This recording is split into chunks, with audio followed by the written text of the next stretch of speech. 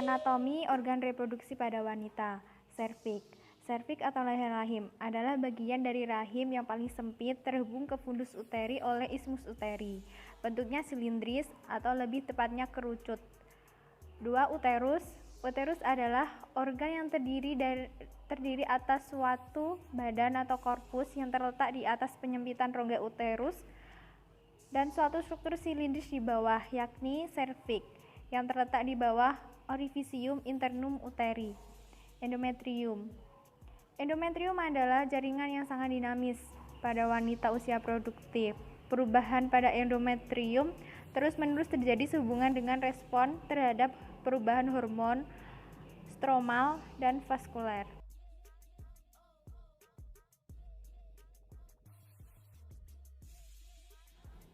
Jenis-jenis kegawat daruratan obstetri. Yang pertama, abortus. Abortus adalah pengeluaran hasil konsepsi yang usia kehamilannya kurang dari 20 minggu dengan berat janin kurang dari 500 gram. Etiologi, kelainan pertumbuhan hasil konsepsi. Contohnya, kelainan kromosom atau genetik, lingkungan tempat menempelnya hasil pembuahan yang tidak bagus. Yang kedua, kelainan pada plasenta.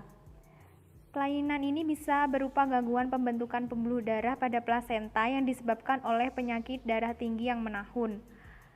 Yang ketiga, faktor ibu, seperti penyakit kronis yang diderita oleh sang ibu, seperti radang paru-paru, tifus, anemia berat, keracunan, dan infeksi virus toksoplasma.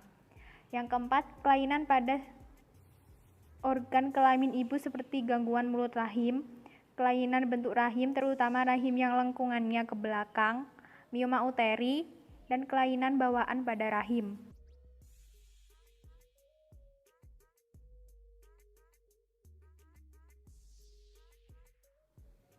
Klasifikasi abortus. Yang pertama, abortus spontan.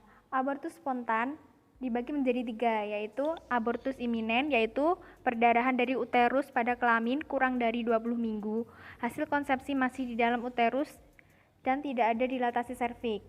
Yang kedua, abortus insipiens, perdarahan kurang dari 20 minggu karena dilatasi serviks uteri meningkat dan hasil konsepsi masih dalam uterus. 3. Abortus incomplete, pengeluaran hasil konsepsi pada kehamilan 20 minggu dengan masih terdapat sisa hasil konsepsi tertinggal di dalam uterus. Yang kedua ada abortus habitualis, abortus yang terjadi sebanyak 3 kali berturut-turut atau lebih. Yang ketiga ada abortus infeksius, abortus yang disertai infeksi organ genitalia. Yang keempat ada abortus septik, ditandai penyebaran infeksi pada peredaran darah tubuh atau peritoneum. Yang keempat ada misabortion, abortus yang ditandai dengan kematian embrio atau fetus dalam kandungan lebih dari 8 minggu sebelum minggu ke-20.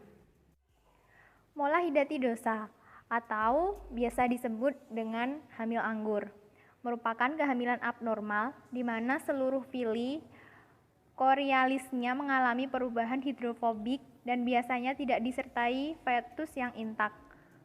Etiologinya faktor ovum, di mana ovum memang sudah patologik sehingga mati tetapi terlambat dikeluarkan. Imunoselektif atau trofoblast, keadaan sosioekonomi yang rendah, paritas tinggi, kekurangan protein, dan infeksi virus dan faktor kromosom yang belum jelas. Klasifikasi molahidatidosa sempurna dan molahidatidosa parsial. Manifestasi klinis dari molahidatidosa yang pertama, aminore dan tanda-tanda kehamilan, perdarahan pervaginam dan dari bercak sampai perdarahan berat. Uterus sering membesar lebih cepat dari biasanya yang tidak sesuai dengan usia kehamilan. Tidak dirasakan tanda-tanda adanya gerakan janin maupun ballottement. Hiperemesis, pasien dapat mengalami mual dan muntah cukup berat. Preeklamsi dan eklamsi sebelum minggu ke-24.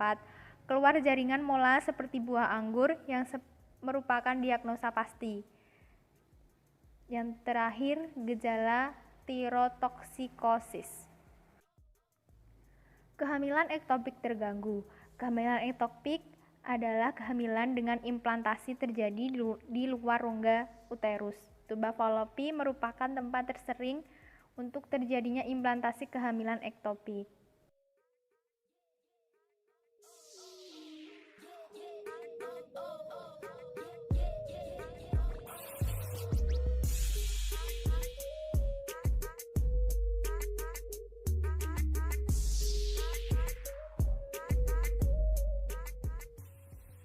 Plasenta previa. Plasenta previa adalah plasenta yang letaknya abnormal, yaitu pada segmen bawah uterus, sehingga dapat menutupi sebagian atau seluruh pembukaan jalan lahir.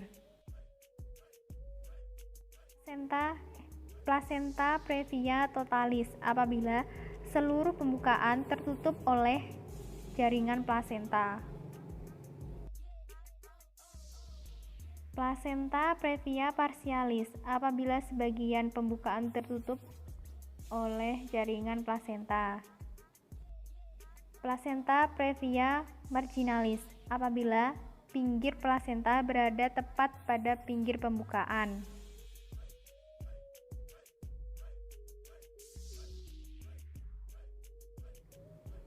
Atonia uteri. Atonia uteri adalah uterus tidak berkontraksi dalam 15 detik setelah dilakukan pemijatan fundus uteri. Etiologi. Kontraksi uterus merupakan mekanisme utama untuk mengontrol perdarahan setelah melahirkan.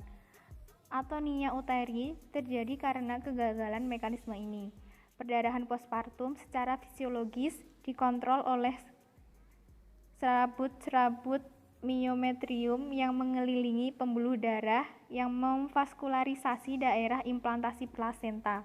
Atonia uteri terjadi apabila serabut-serabut miometrium tersebut tidak berkontraksi. Solusio plasenta adalah lepasnya sebagian atau seluruh jaringan plasenta yang berimplantasi normal pada kehamilan di atas 22 minggu dan sebelum anak lahir. Etiologi, penyakit hipertensi menahun, preeklamsi, tali pusat yang pendek, trauma, tekanan oleh rahim yang membesar pada vena cava inferior, uterus yang sangat mengecil.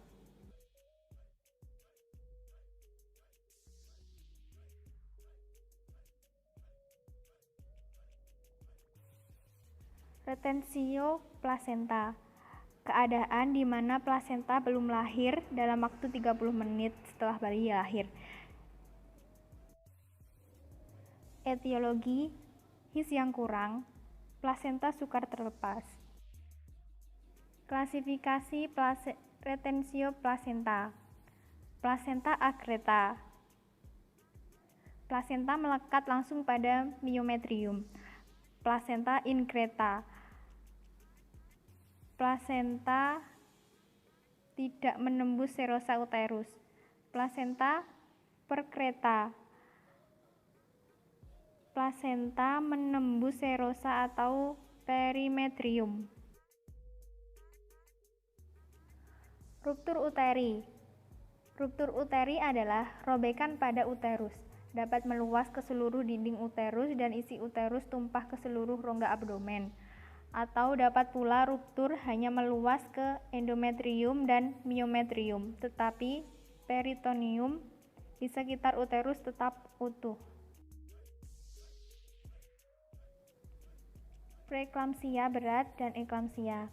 Preeklamsia adalah timbulnya hipertensi, edema disertai proteinuri akibat kehamilan setelah umur kehamilan 20 minggu atau segera setelah persalinan. Gejala ini dapat timbul sebelum 20 minggu bila terjadi penyakit trofoblastik. Eklamsia adalah kelainan akut pada wanita hamil dalam persalinan atau nifas yang ditandai dengan timbulnya kejang atau koma. Sebelumnya, wanita tersebut menunjukkan gejala-gejala preeklamsia. Etiologi sampai sekarang belum dapat diketahui dengan pasti tentang penyebabnya.